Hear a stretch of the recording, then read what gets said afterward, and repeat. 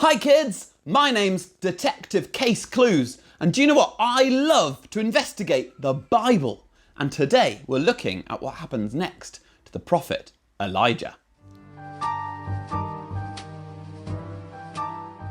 People are talking. This is big.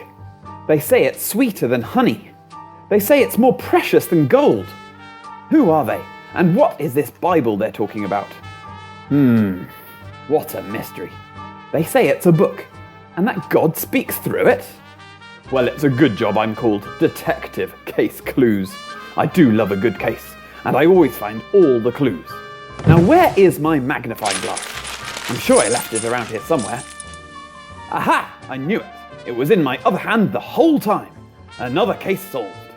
No time to lose. Let's get to the office and investigate this golden book.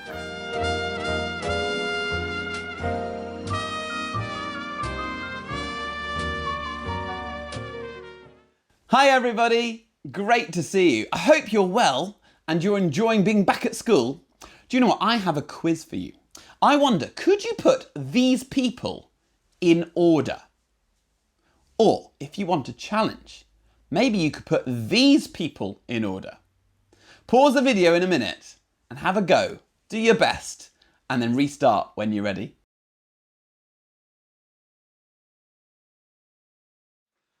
Well, how did you get on? Well, these people, they're all royals, aren't they? They've all been kings and queens of England. Did you get them in the right order?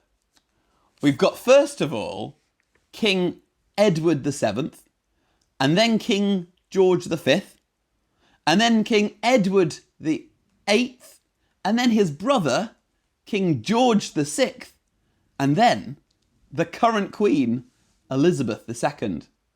Did you get that right? Well, how did you get on with these people? These people, they've all been managers of Liverpool Football Club. So, in the right order, they are Rafa Benitez, Roy Hodgson, Kenny Dalglish, Brendan Rodgers, and then Jurgen Klopp. If you got those right, well done. But why am I showing you a list of people? What did they all do? They were all leaders, kings and queens of England, or managers of the Liverpool Football Club. But none of them could continue forever. At some point, they had to pass the leadership onto another person. Well, if you're a king or a queen, you get a big ceremony.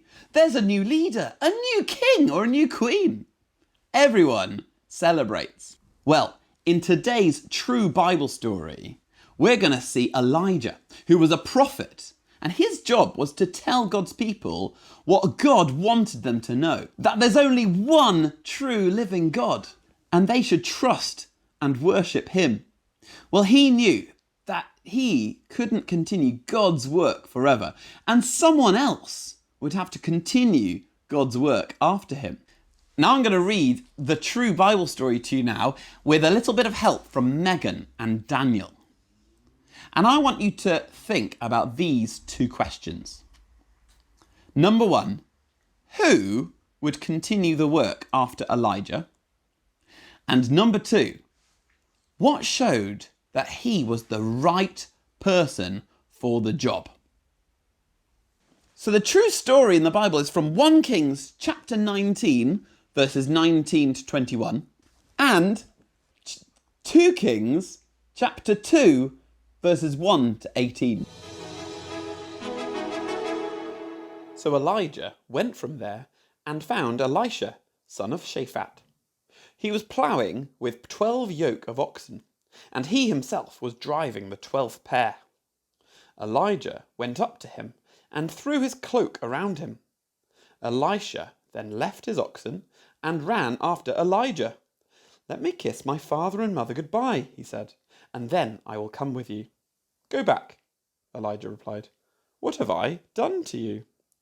So Elisha left him and went back. He took his yoke of oxen and slaughtered them. He burned the ploughing equipment to cook the meat and gave it to the people, and they ate. Then he set out to follow Elijah and became his servant. When the Lord was about to take Elijah up to heaven in a whirlwind, Elijah and Elisha were on their way from Gilgal. Elijah said to Elisha, "Stay here. The Lord has sent me to Bethel." But Elisha said, "As surely as the Lord lives and as you live, I will not leave you." So they went down to Bethel.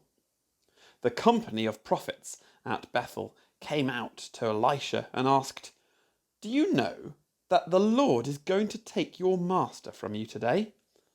"Yes, I know," Elisha replied, "so be quiet." Then Elijah said to him, "Stay here, Elisha. The Lord has sent me to Jericho."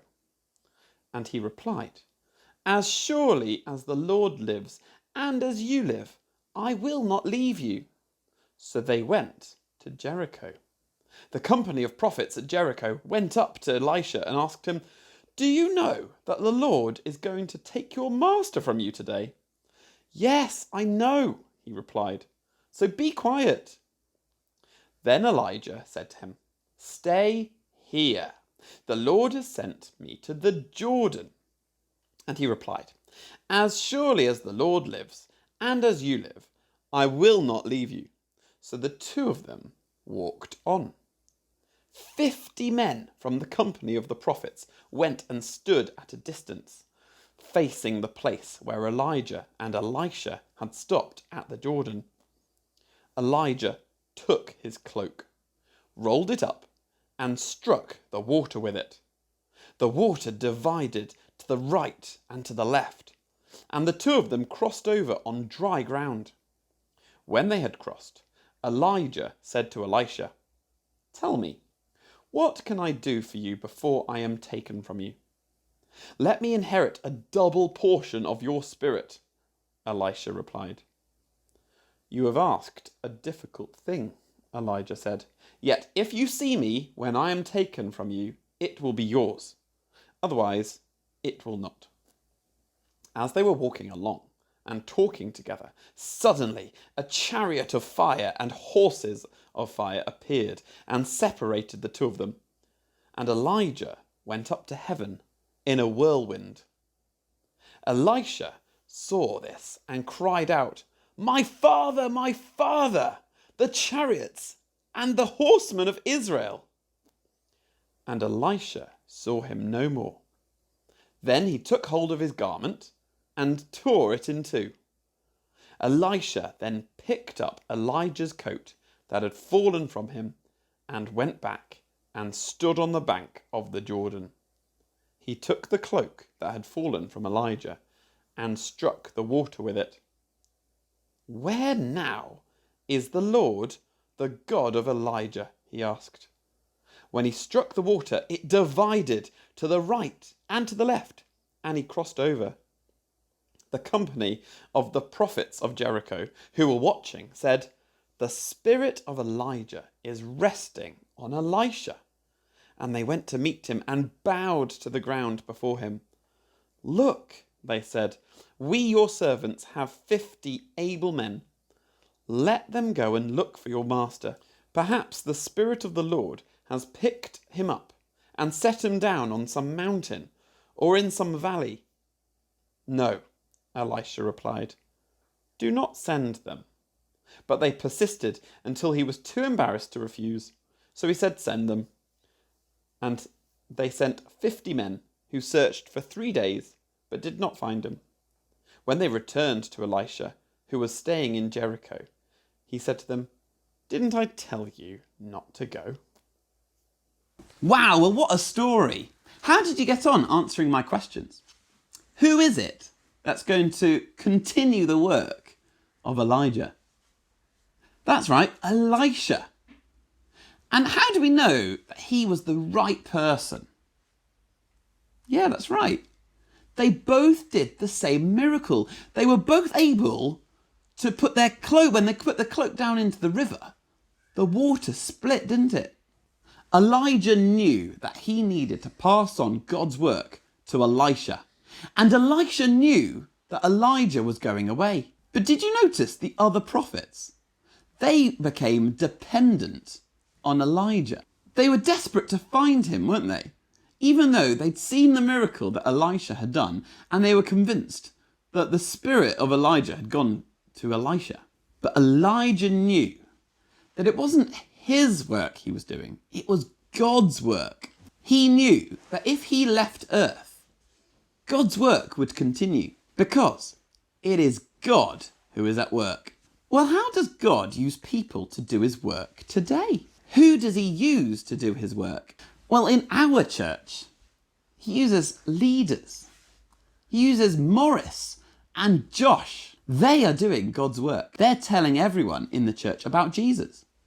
And who else? What about the kids leaders who tell you about Jesus? They are doing God's work. You see, each of these people who help to do God's work, well, they're not going to live forever. If a church leader dies or moves to another church, do you know what?